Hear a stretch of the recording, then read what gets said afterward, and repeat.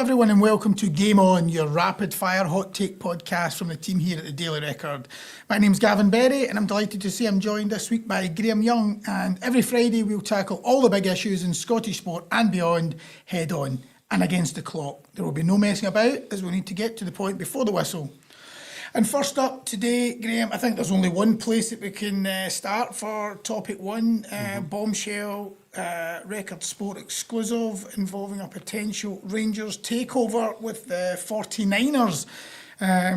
If that goes through, Graeme, do you think it could be a potential game changer in Scottish football? Yes, there's stories, and then as we know in our industry, there's stories. It's a humongous game changing event if it comes to pass, and obviously that's the direction of travel it's heading in. Yeah.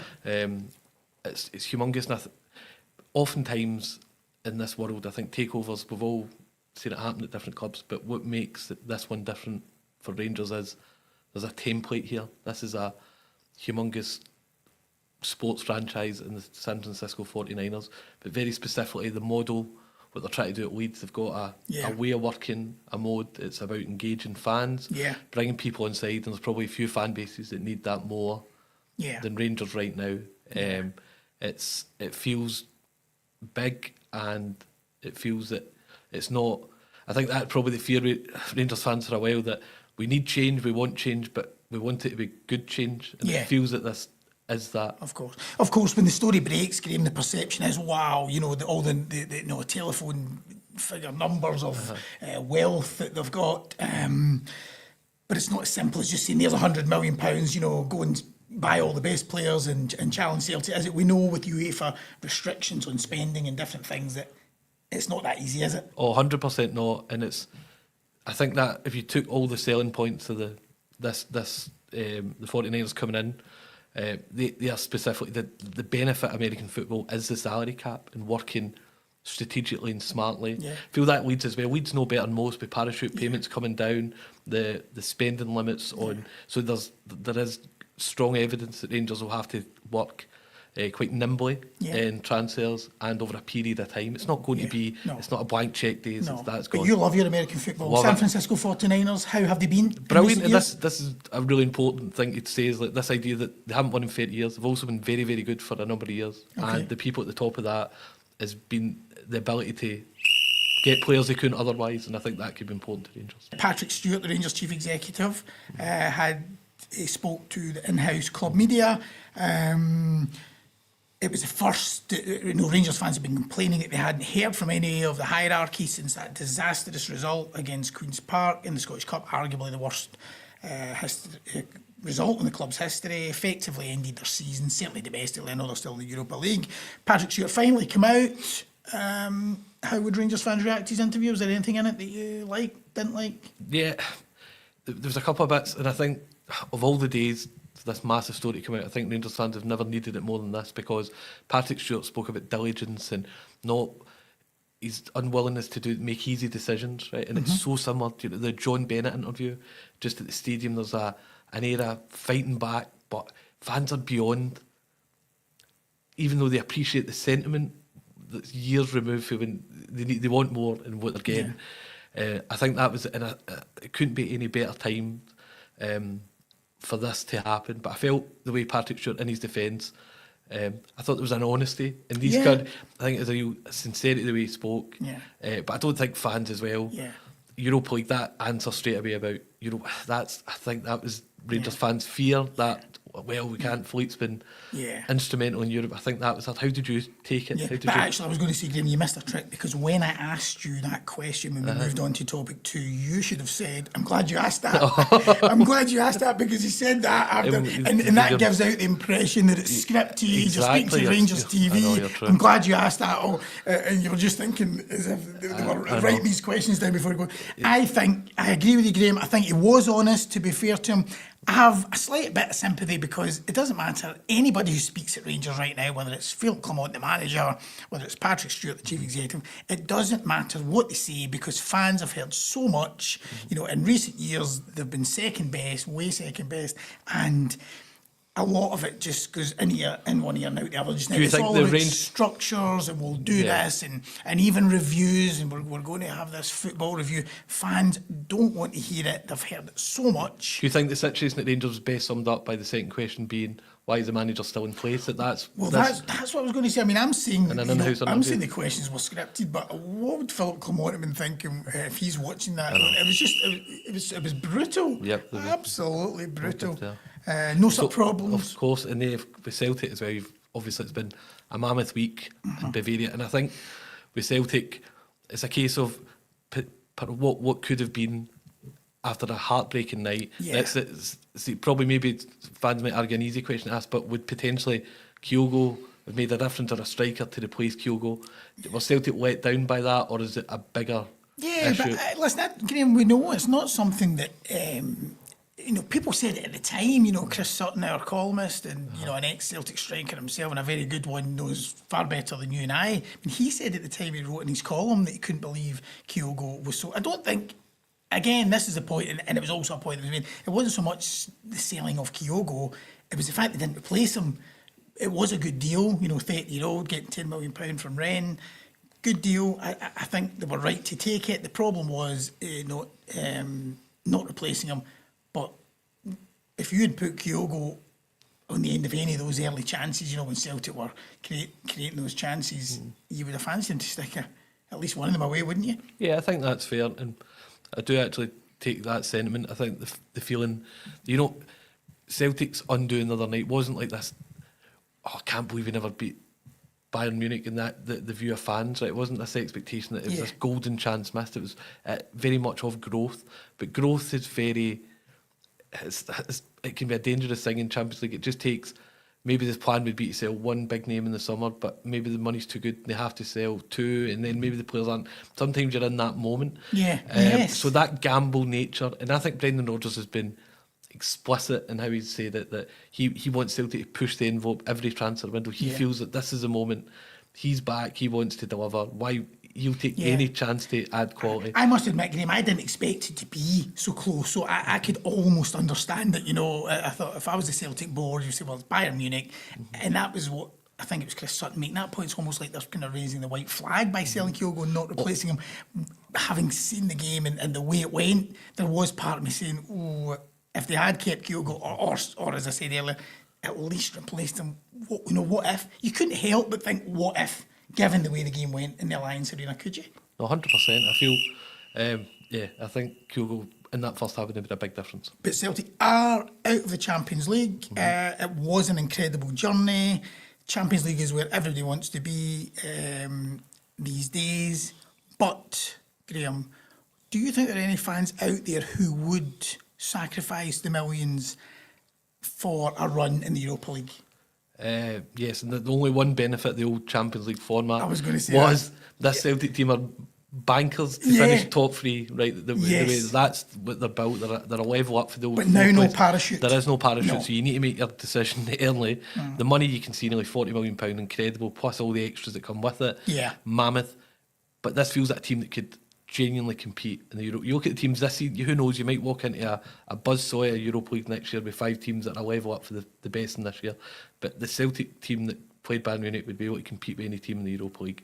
Is there that element? It's a deal or no deal less risk to, would you take 1 year, or do you keep pushing? Doesn't really seem a very Celtic way of thinking of it. It's maybe it's quite a cold way of looking at it that you can maybe... Yeah, I'm more thinking of the fans. I mean, it's the amount of times on social media that you see it, and I actually saw it in the build-up to the Bayern Munich game a lot. I think, when you get these on this day we played such and such, and it's, you just look at that Seville run, fans, sharing the images. And, of course, it was the Henrik Larsson interview before the Bayern Munich game, when they sat down with Henrik Larsson and they were showing that...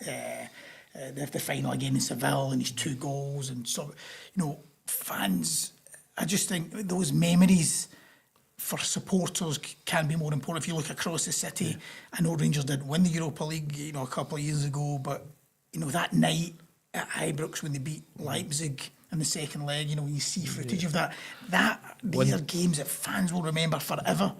And how I think that means more than probably Money in the Bank not every season. I'm not saying every season, because you need the money to be able to strengthen to compete at that level. No, there was actually one kind of quip by a Celtic supporter the other night. It was funny, when I don't know how some of you managed to watch a European final. I think some fans were so crestfallen by the events of the knockout game the other night. Yeah. They go, how did it feel to lose in Seville? Yeah. So maybe it's better never loved it all in that case. Yeah.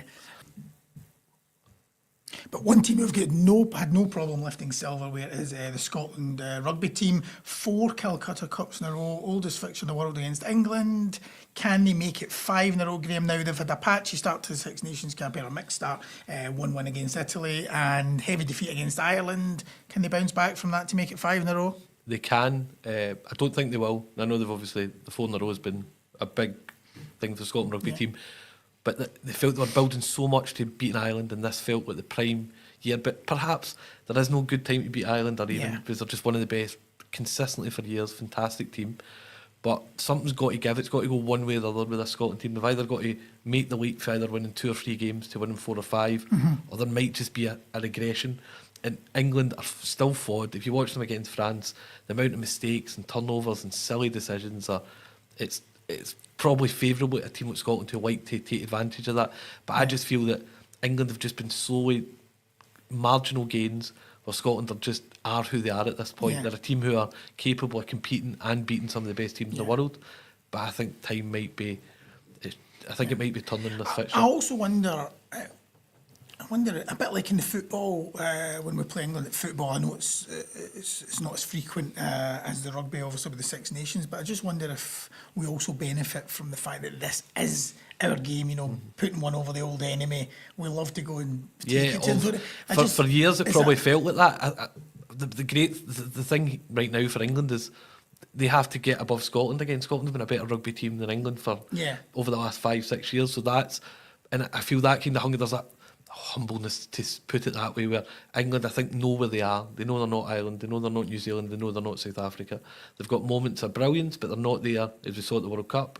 But tournament to tournament, they're not there, and test to test. I think by getting on top of Scotland again, it seems very negative. Probably that's been for the English version of the game on, but I think Scotland they've still got the skill to do it, but I think this might be England just turning the corner. Yeah. But let's go back to the round ball, Graeme, for our next topic. Brilliant, and what we got? We've got excitement at the bottom of the table, that's for sure. Now, sorry, Simo, I think St Johnstone, big bother to finish bottom, but the fascinating as it always comes this time of year is the playoff. That trap. So you've got him down already? Sorry, I just feel they were down, they were back up, and then it's gone again. But there's 4 teams there that just appear more than most. The 2 Hearts, I think we've got too much quality. Ross County, there's every chance they will be 11th, but they're 11th most years, so let's just move on. No disgrace. So we've got everyone's a winner at Motherwell, and thank you, I'm here all week. And Dundee, Tony Docherty, the most likable man in Scottish football. No one wouldn't give him an approval rating, good though, but at the same time you need to win games. So, right, who would you be more worried about right now, Gavin?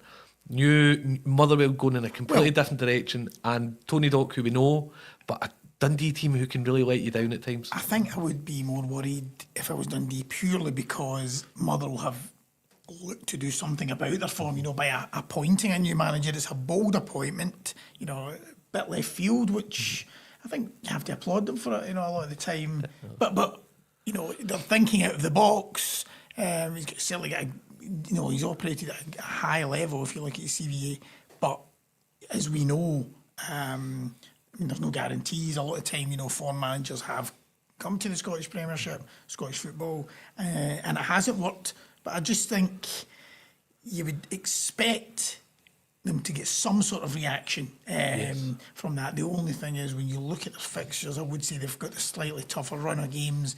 They've got a trip to Ibrox coming up in a couple of weeks. They go to Tannadice this weekend, but then they play Dundee in midweek. That is an absolutely big one.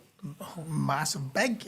It's been the crazy season. It's got a kind of wacky races element about it, hasn't it? Like where teams just suddenly, they're okay, and then they lose 2. Yeah. But I think with Motherwell, quickly, it's bold, but will it pay off? We're about to find out. Anyway, Liverpool have, they just looked a stick on for the English Premier League for so long there. wee bit of a wobble in the last couple of midweeks, a couple of draws. Arsenal get a glimmer of hope. What do you think? Do you think the wheels are going to come off Liverpool? Do you fancy Arsenal? Probably Liverpool are still hot favourites. It's just this weekend's interest. And Arsenal can win potentially, and then you've got Liverpool, Man City, and that's almost Man City appear ripe to be taken out. They're injury ravaged. I thought it was a galling display against Real Madrid. I really think that was. There's no excuses for this. You've just spent multiple £50 million plus signings and didn't make a crack against a team like Real Madrid. But for Arsenal, there's a kind of dogs or war element about them in the sense no strikers, they can stick together and maybe just eke out results, but probably won't be enough to supersede Liverpool's points total who themselves. You can just feel it. Darwin Núñez sat last night. I thought that was funny. Arne Slot was asking, was it offside, just to give him a get out as well. But I don't know. How do you see it going? But what I was going to say is, do you know, actually, as an aside, Graeme, when Liverpool dropped those points, the first thing I did was check my phone to see when the next play each other. I noticed it was May the 10th, the third last game of the season. I think that's advantageous to Liverpool, honestly. But I just had flashbacks to George Graham's Arsenal going to Anfield. That was the first thing that came to my mind. But sorry, what I wanted to say was that you forget that Jurgen Klopp, an absolute giant of the game, left Anfield in the summer, and it's been seamless really for him. It's better than I thought, and I think. But this is where questions come up because he is Arne Slot, and that's no disrespect. It's just you're replacing a legend. So once the wobble happens, it's hard to. That's where the questions come because he's been so good. How does he handle this? How does he react? Yeah, that's what he's Man City. It's almost. If Man City were in top form, it might be an easier game in a way. It almost feels they're an opponent. You need to beat Man City, you've got to, but if they don't and Arsenal win, it just adds a layer of intrigue, and it wouldn't shock me anything, to be fair. Yeah, no, I think, as I was saying, is that if these bumps had started at the start of his reign, you would understand it, you would almost expect it, Klopp leaving, but the fact they're coming now, well, let's see how he reacts. So just to finish off, Graeme, final topic, are you a runner? I can run to the pub quite quickly if I get time. Same as me. Did you notice Jacob Kiplimo? I was going to say broke. He obliterated the half marathon record in Barcelona, which has led to talk this week, and I'm sure you've been reading all about it, of a possible sub 2 hour marathon. They're talking about the London Marathon, April 27. Will we see a marathon in under 2 hours? Oh, well, it feels that's the direction of travel. But this is that's the way it's been described as well. People that know the sport have been raving about this guy and the ability he has, and it's all these. It's the hidden skills that he has. So they measure by small distances that he just obliterates each time as well. And then this is the crescendo. This is a record that maybe, I think previous as well, they spoke about records that wouldn't be broken. This felt maybe one at one point that wouldn't go. It feels a very real possibility that is. He's a phenomenal athlete, isn't he? I want to make sure I get my pronunciation right. Eliud Kyogo, 6 years ago, actually managed to run a marathon under 2 hours, but it wasn't officially recorded. It was an event that was put on, and it was specifically designed for him to achieve that goal. So it's not, as I say, it's not recognised. Well, this is a different discipline, isn't it? This is totally different, isn't it? I was actually quite interesting. They had pacemakers to shield him from the wind. They had special trainers designed for him, and that's the other thing. They're constantly coming up with. I suppose it's the same in any sport. They're constantly coming up with improvements. They talk about these super shoes. What kind have you got? There's super shoe Meyer bubbles there. They're not cheap either, and you don't get them in every shop.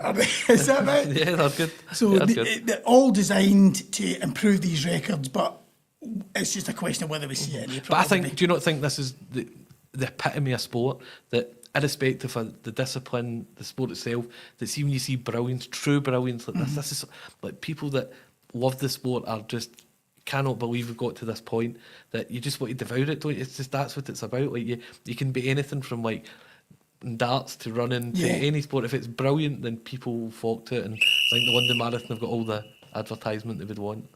Great stuff. Well, that concludes this week's episode of Game On. Thank you all for listening or watching, and don't forget you can find us on YouTube, Spotify and Apple Podcasts. If you like what you hear, why not leave us a review or a comment, and we'll be back next week to do it all again. Thank you.